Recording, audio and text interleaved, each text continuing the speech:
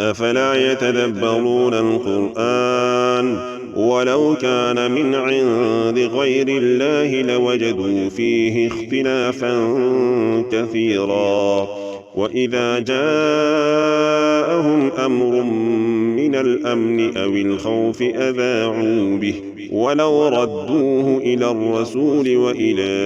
أولي الأمر منهم لعلمه الذين يستنبطونه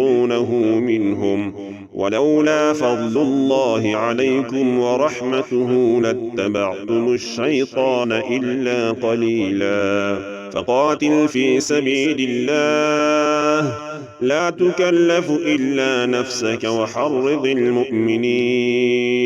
عسى الله أن يكف بأس الذين كفروا والله أشد بأسا وأشد تنكيلا